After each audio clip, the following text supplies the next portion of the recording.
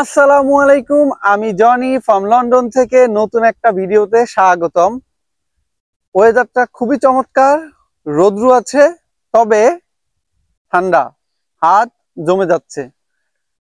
তো আজকে যে বিষয়টা নিয়ে কথা বলবো, অনেকেরই প্রশ্ন, ভাই আমাকে কি স্টাডি শেষে বাংলাদেশে ফিরে যেতে হবে কিনা, এবং অনেকেই কোশ্চেন করেন ইউকে গভর্নমেন্ট আপনাকে বাংলাদেশে ব্যাক করিয়ে দিবে কিনা স্টাডির পরে।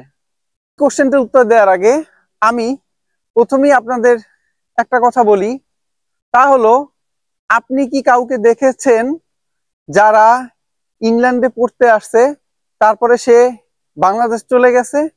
এই পার্সেন্টেজটা খুবই কম। এই কোশ্চেনের উত্তরটা হলো ইউকে গভর্নমেন্ট আপনাকে কখনোই বাংলাদেশে পাঠাবে না, যদি না আপনি ইউকের কোনো রুলস ভঙ্গ করেন এবং কোনো ক্রিমিনাল অফেন্স না ঘটান, তাহলে ইউকে গভর্নমেন্ট আপনাকে কখনোই পাঠাবে না।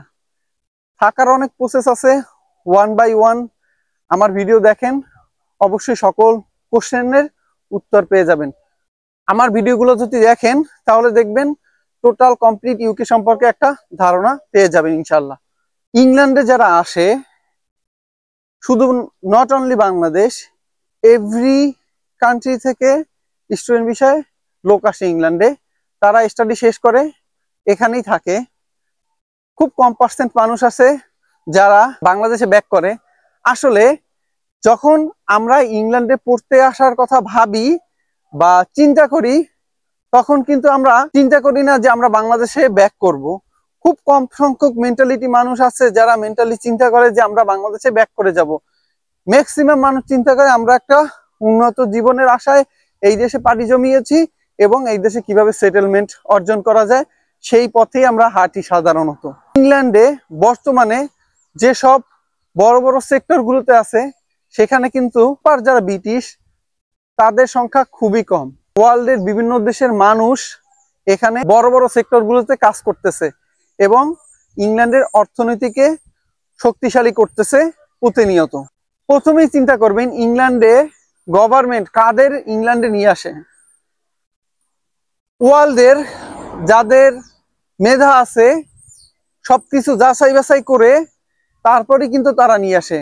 এমন না যে আপনি অ্যাপ্লাই করছেন আপনার ভিসা দিয়ে দিছে, আপনাকে যাচাই বাছাই করে আপনার মেধা যাচাই করে, সেটা ওয়ার্ক পারমিট হোক বা স্টুডেন্ট হোক, দুটো ক্ষেত্রেই তারা যাচাই বাছাই করে তারপরে ইংল্যান্ডে নিয়ে আসে। আপনি যদি এখানে একবার চলে আসেন তারপরে আপনার স্টাডি শেষে অনেক ওয়ে আছে। আমার অন্য ভিডিওগুলো দেখলে আপনি পেয়ে যাবেন কিভাবে এই দেশে পিআর অর্জন করা যায়। এটা একটা কমপ্লিট ভিডিও আছে, ওই ভিডিওটা দেখলে আপনি বুঝবেন কোন কোন প্রসেসে হাঁটতে আপনি এই দেশে পিআর অর্জন করতে পারবেন। স্টাডি শেষ করার পরে আপনি যদি এই দেশে নাও থাকতে চান, আপনি যদি চান যে আমি এখানে থাকবো না, আমি ইউরোপের অন্য কোনো দেশে চলে যাব, সেটাও আপনি চাইলে করতে পারবেন। কারণ এই দেশে আপনি যখন একটা সার্টিফিকেট অর্জন করবেন, ওই সার্টিফিকেটটা ভ্যালু ওয়ার্ল্ড ওয়াইড। সেই সার্টিফিকেটের জোরে আপনি ইউরোপের বিভিন্ন কান্ট্রিগুলোতে অ্যাপ্লাই করতে পারবেন এবং ইজিলি আপনারা ভিসা পেয়ে যাবেন, ওয়ার্ক পারমিট এবং ফার্দার স্টাডির জন্য। তো ভালো থাকবেন সবাই। নতুন আরো কোনো ভিডিও দেখার আমন্ত্রণ জানিয়ে আজকে শেষ করছি। আল্লাহ হাফেজ।